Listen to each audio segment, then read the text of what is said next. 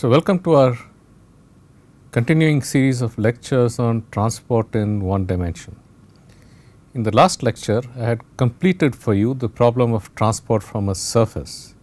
So, we had considered a surface for the heat transfer problem, an infinite surface with an infinite fluid above it, and initially the temperature everywhere is a constant, let us say the ambient temperature, and at T is equal to 0 you instantaneously increase the temperature of the surface, and because of this temperature difference the heat diffuses upwards, and our task was to find out what is the temperature profile and therefore what is the heat flux. In the last few lectures I had derived for you the energy conservation equation, as shown here, the diffusion equation. Diffusion equation, whether it is for mass, momentum or energy, looks similar. The time rate of change of temperature is equal to a thermal diffusion coefficient times the second derivative of the temperature with respect to the coordinate. Okay. And in this particular case, this is a partial differential equation. There are variations in both time and in space. However, because the system is infinite, there is no length scale in the problem. There is no time scale either. You heat it at time T is equal to 0 and then the temperature of the bottom surface is a constant for all time. On this basis, there were no dimensional length and time to scale these spatial and the time coordinates. And on the basis of dimensional analysis, we could get only one dimensionless parameter. And therefore, we had used a similarity transform to reduce from 2 coordinates to 1. The similarity variable psi was equal to z by root of alpha t. And once we did that, the equations reduced to just a single equation in psi. The boundary conditions could also be expressed explicitly in terms of psi. Okay. And on this basis, we had obtained a solution for the temperature field. Okay. And I told you that this temperature is only in terms of the similarity variable. Therefore, if I scale z by root alpha t, okay, and I express the temperature field in terms of that parameter, that is independent of individually z and t. It depends only on the combination z by root alpha t, the similarity transform. Therefore, at different z and different time, if this parameter is the same, the temperature is the same. Okay. This also gave us an estimate for the penetration depth of the temperature field into the fluid as a function of time. The temperature field disturbance due to the bottom surface penetrates a distance comparable to square root of alpha t. That distance increases as square root of t. Okay. So, the infinite fluid approximation can be used only when this distance is much smaller than the system size. Okay. And we had also got expression for the for the other problems, the mass transfer and the momentum transfer problems. Equations are exactly the same, except that the variables are changed. Temperature to concentration or velocity, and thermal diffusivity to mass diffusivity or kinematic viscosity. Therefore, you can straight away get these expressions. And I had said earlier that I would solve a problem for you to show where this can be applicable, and that was the mass transfer in a falling film. Okay. Typically, what happens is that you have a contacting equipment, okay, through which fluid flows in. Okay.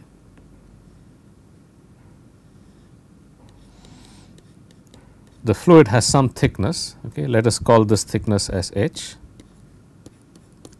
and the length over which this film is in contact, let us call that as L. Okay. So, this is going to be the streamwise coordinate, I will call that as x, and this is going to be the cross stream coordinate, I will call that as z. Okay. This fluid film is moving in contact with a gas outside, okay, which has some molecules that are that you want to transfer into the liquid film, because this is typically used in pollution control equipment, where you want to absorb poisonous or toxic gases from an exhaust gas stream, okay, so that they do not affect the environment. So, you have this gas going up and you have this liquid film coming down, and these toxic molecules are transferred, okay, from the gas into the liquid. Okay. If you recall, I had told you that the diffusion coefficients in gases are typically of the order of 10 power minus 5 meter square per second. It is comparable to the product of the root mean square fluctuating velocity and the mean free path. In liquids, they are much smaller, of the order of 10 power minus 9. Okay. So, the resistance to diffusion in the liquid side is higher than the resistance to diffusion in the gas side, and therefore, we can consider the gas concentration to be more or less uniform, okay, no variation in the concentration of the gas phase. Okay. However, the mass from the surface will diffuse into the fluid, into the liquid. Okay. So, if I expand out this region, okay, what I have is a liquid film, okay, in contact with the gas on this side. Okay. And within this, there is a diffusion of the material in. Okay. And because diffusion on the liquid side is slow, it is 4 orders of magnitude slower than that in the gas, even for small molecules. Therefore, this will penetrate only to some finite depth within the liquid film. Okay. And if this depth to which it penetrates is much smaller than the thickness here h, okay, if this depth is much smaller than this thickness h, I can consider the diffusion to be within an infinite film, okay, infinite in this z direction, okay, the direction of diffusion. Okay. The fluid is flowing, okay, it has a certain non-zero velocity. Okay. If you plot the velocity profile in detail, as I have done here, okay, for a liquid gas system, as I said, the shear stress in the liquid has to be 0 at the surface. That is because the liquid viscosity is much higher than the gas viscosity. If the strain rates are comparable, then the shear stress in the liquid has to be much smaller than the shear stress in the gas. Therefore, for fluid flows, for liquid interfaces with gases, the boundary condition that is applied is that the shear stress is equal to 0. Okay. In this particular case, the boundary condition that would be applied is that tau x z is equal to mu dux by dz is equal to 0. Okay. What that implies is that the velocity gradient is 0 at the surface. So, if I look at a small region very close to the surface, if the gradient is 0, the velocity is approximately a constant. Okay. So, the velocity is approximately a constant. So, that okay, of course, when you go closer to this solid surface here, the velocity has to go to 0 at the solid surface. Okay. However, so long as I am very close to the liquid gas interface, okay, the velocity gradient is 0, therefore, the velocity can be considered approximately a constant. Okay. So, my purpose in going through this boundary condition for the velocity was to just indicate that at this liquid gas surface, the velocity close to the interface is approximately a constant, okay, the maximum velocity. Okay, it goes to 0 at the solid surface, of course, but if you are close to the liquid gas interface, the velocity is equal to some velocity u. Okay.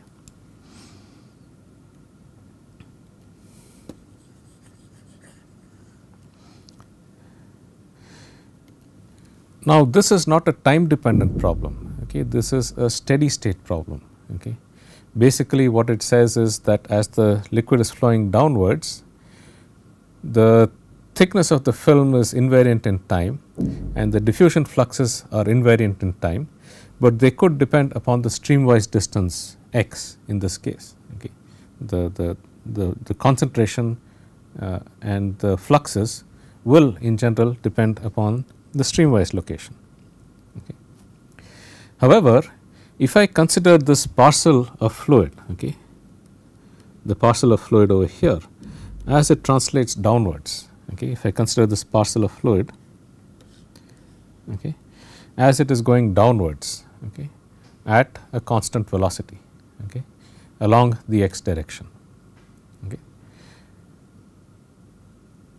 The time that has elapsed since it has started to come in contact with the gas, okay, the time that has elapsed since it has started to come in contact with the gas, okay, okay, that time at a given location x, okay, the time that has elapsed to since it has started to come in contact with the gas is just going to be equal to x by u,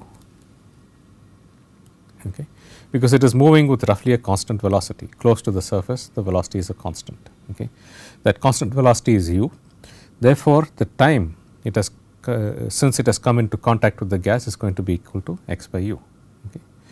So, rather than considering a fluid volume element that is moving downward with a velocity u, okay, and has crossed a certain distance x, okay, I can as well consider a fluid volume element, okay, for which the time elapsed since it has come into contact with the gas is going to be equal to x by u. Okay. So, in that sense, if I now consider, okay, this problem, okay, turn it around if you will, okay, this is the liquid gas interface,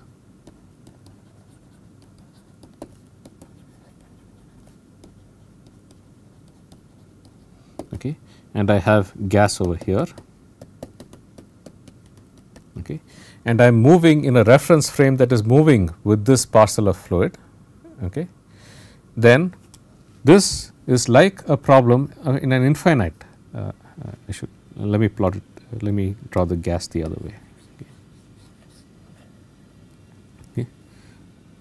So, this is the gas,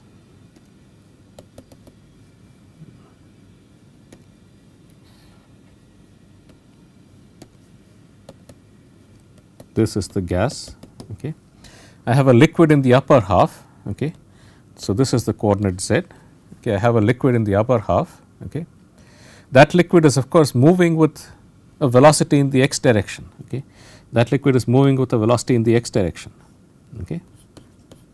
Close to the surface, that velocity is a constant, okay. That liquid is moving with a velocity in the x direction. Close to the surface, that velocity is a constant.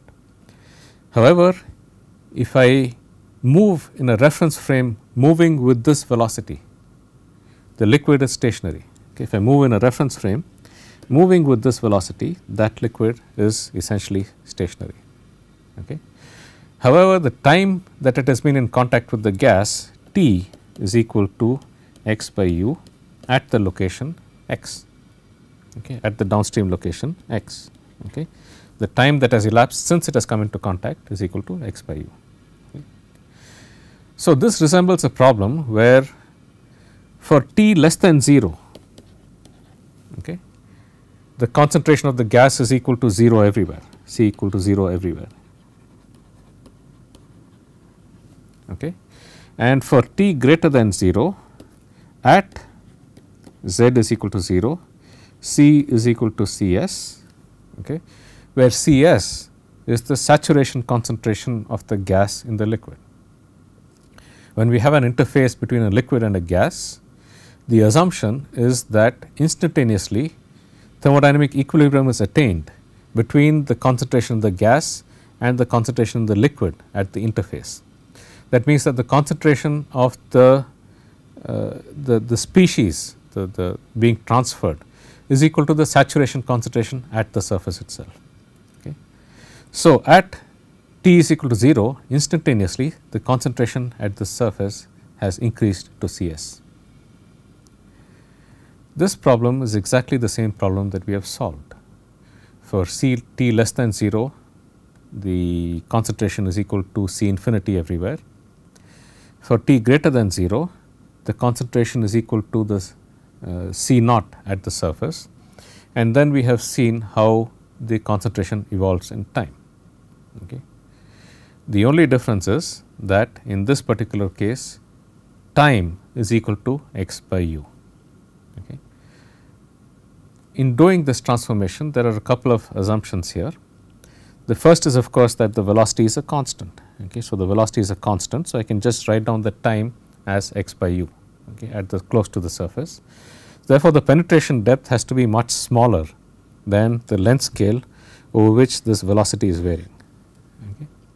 Similarly, we have made the assumption of an infinite fluid. Okay. In an infinite fluid, the length scale over which the gas has penetrated is much smaller than the thickness of the film. Okay. So, those are the two assumptions. There is actually a third assumption, and that is that there is no variation in the x direction of the concentration. Okay. That is not strictly true, and I will come back to that when we do boundary layer theory. However, this is valid so long as the length scale for variation in the streamwise direction is much longer than the penetration depth of the gas. Okay. If the length scale for variation in the streamwise direction, which is the length L itself, is much larger than the penetration depth, you can assume that over distances comparable to the penetration depth, there is no variation in the concentration in the streamwise direction. And then the system exactly resembles the system of the transport into an infinite fluid that we have already solved for. Okay. We know what is the solution. Okay. C star is equal to 1 minus 1 over root pi integral 0 to z by root of dt e power minus psi prime square by 4 times d psi prime. Okay.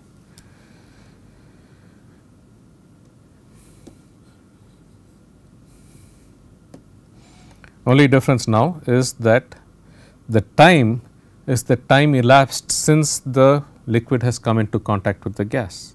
Okay. Therefore, this time is effectively x by u. Okay.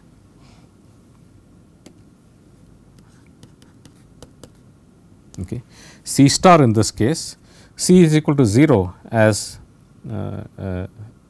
at t less than 0. So, C infinity is 0, C naught is Cs. So, C star is just equal to C by Cs, okay, which is 1 minus 1 by root pi integral 0 to. Now, here instead of time I will substitute x by u.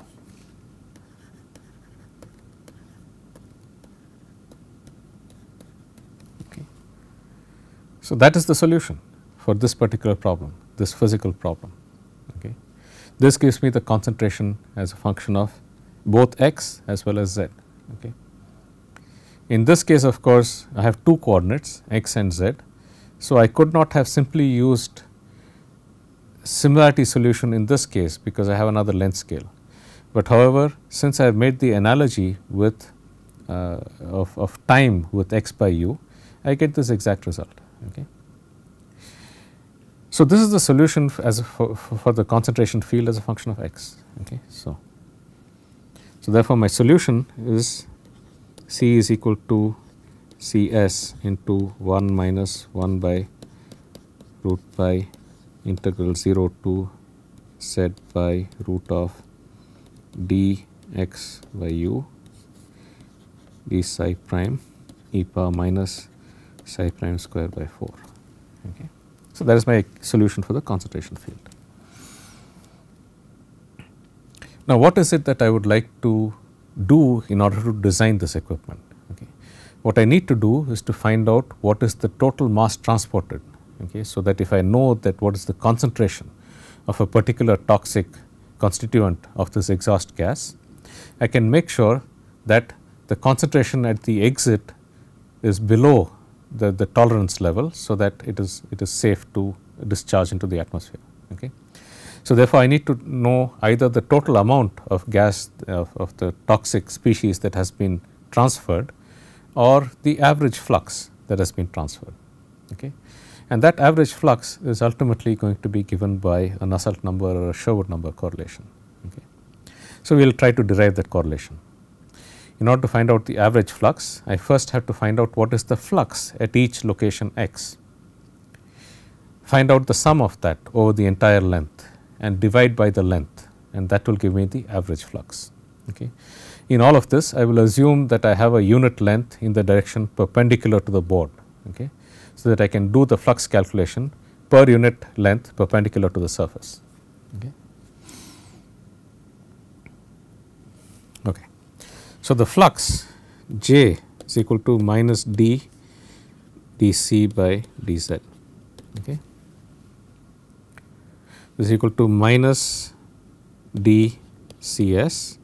The first term integrates to 0, the second term is 1 over root pi, okay, into d by dz of this will be equal to 1 by root of dx by u, okay, into e power minus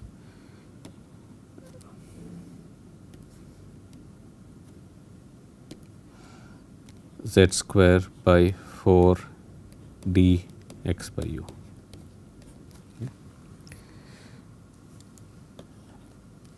So, this is the derivative of an integral. It is just equal to the value of the integrand at okay, and I have this additional factor here because let me go through this in some detail. Okay. So,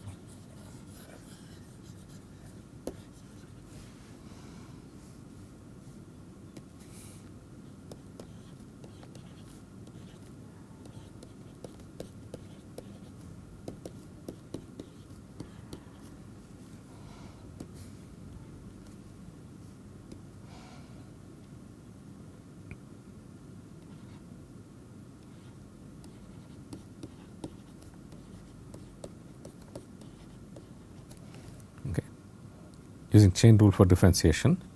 So, this gives me minus d into Cs into partial psi by partial z is basically equal to 1 over root of dx by u. Okay. Okay. And partial c star by partial psi, I have a factor of minus 1 over root pi e power minus psi square by 4, okay, the derivative of the integral. Okay. This is the flux in the z direction. Okay. The flux at the interface Jz at z is equal to 0 is just the value of this at z is equal to 0. Okay. This term here is equal to 1. Okay. This term here is equal to 1 at psi equals 0. So, I just get dCs by root pi dx by u. So, that is the flux at z is equal to 0. So, this gives you the flux decreases as x increases 1 over root x. Okay. What is the total amount of material transported per unit length perpendicular to the surface? Okay. So, what I have got is an expression for the flux at each value of x. Okay. Okay. For each value of x downstream, I have got a value for the flux. The total amount of material transported is the total amount, is the integral of this over the x direction. Okay.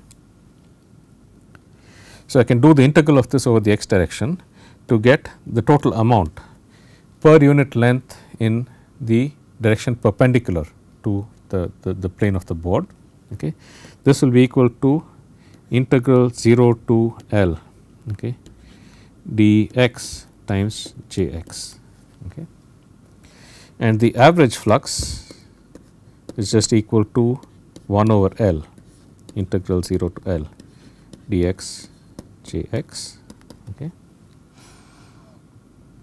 So, I have here dCs by root of pi d by u, okay, 1 over L integral 0 to L of dx times 1 over root of x. Okay. And if I do this integral, I will get this as equal to dCs by root of pi d by u, okay, 1 over x power half, the integral of that is 2 times x power half. Okay. So, I will get 1 over L into 2 L to the half, okay, which is equal to d Cs by root of pi d by u, okay, into 2 by L to the half. Okay. So, that is the average flux.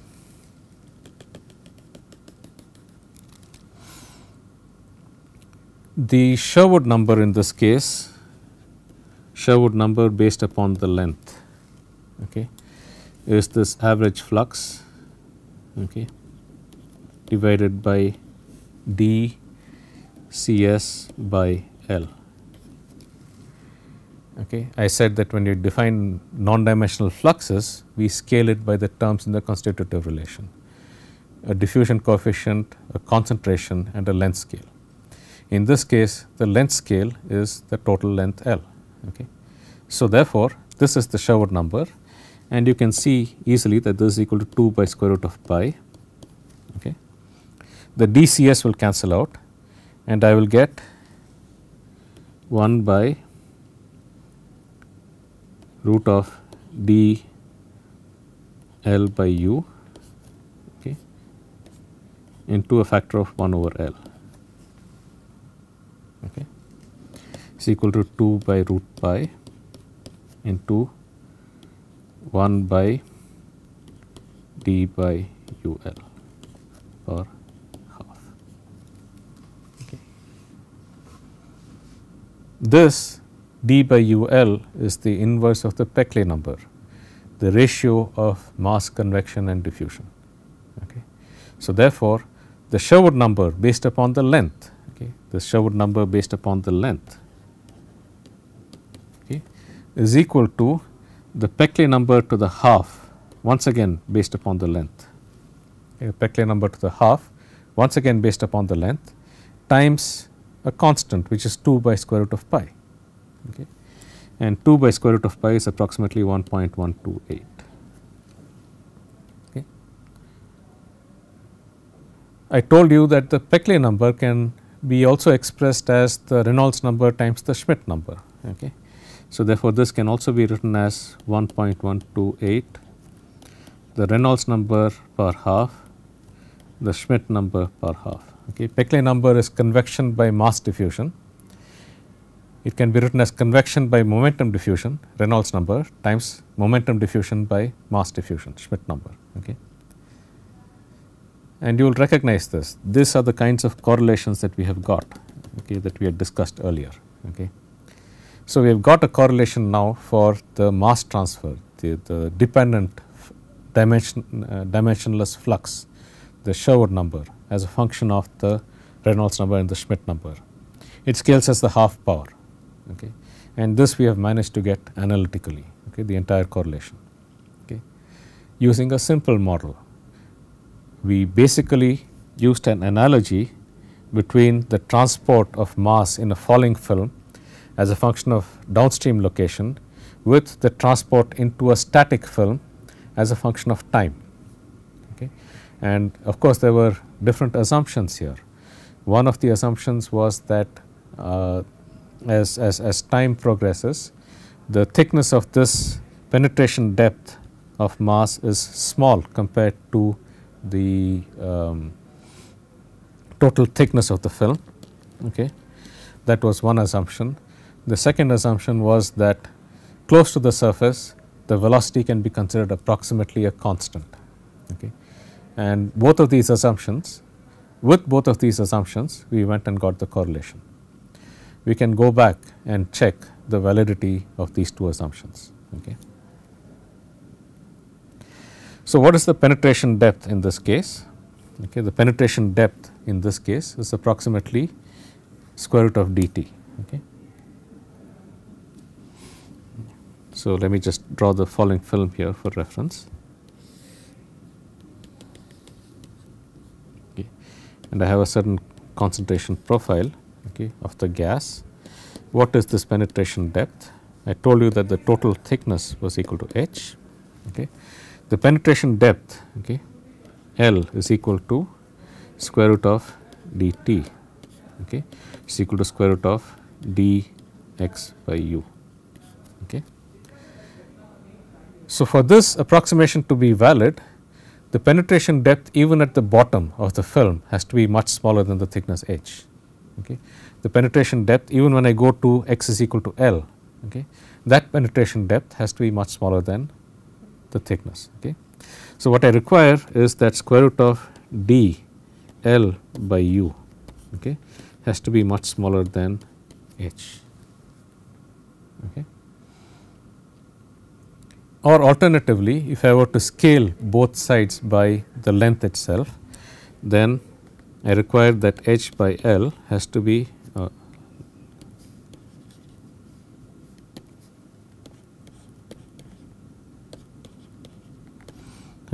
much smaller than h by L. Okay. So, the thickness has to be sufficiently large. Okay. The thickness has to be sufficiently large such that h by L is much greater than root of d by UL. Okay. So, therefore, this approximation that it is effectively transferred into an infinite film is valid only when h by L is much greater than root of d by UL, which is effectively a Peckley number to the minus half based upon the length, the total length of the contactor. Okay. How severe is a restriction is this? Okay. So, let us look at that.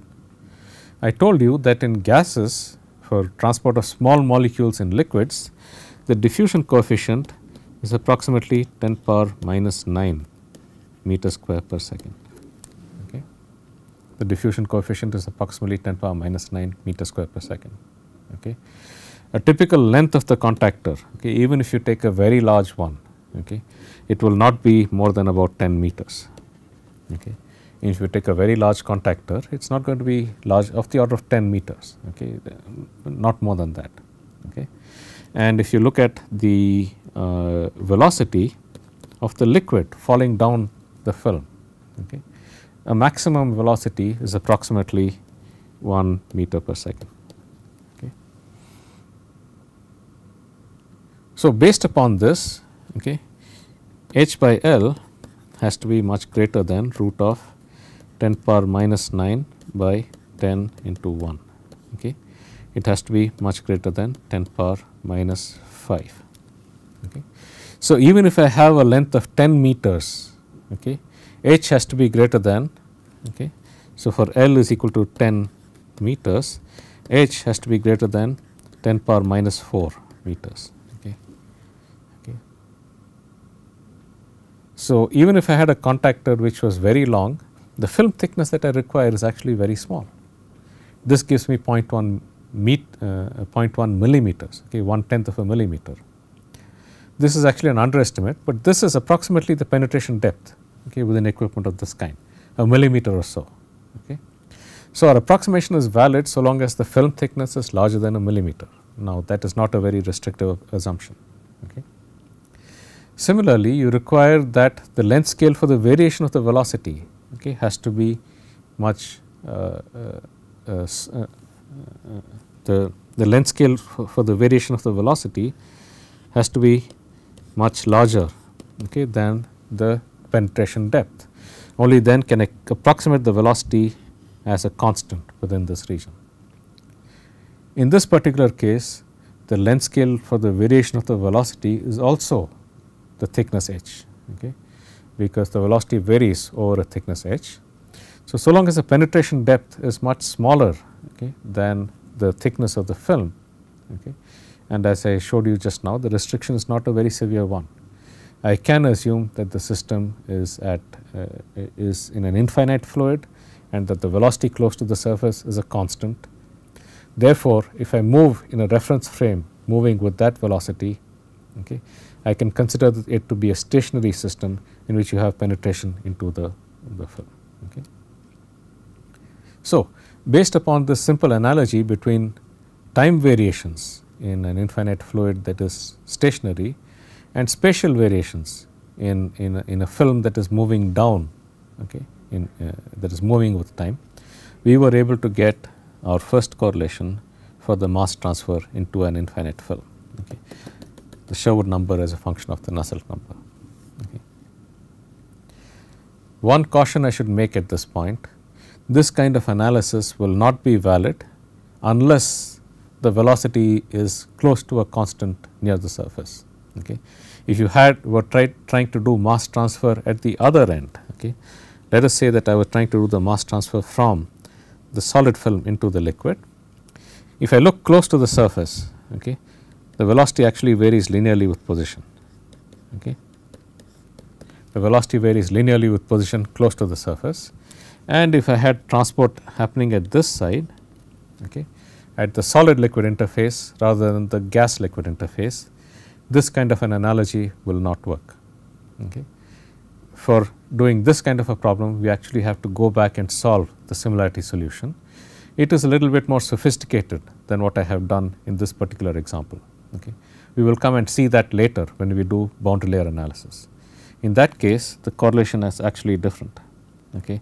Instead of Peclet number to the half power, what you will get is Peclet number to the 1/3 power. Okay.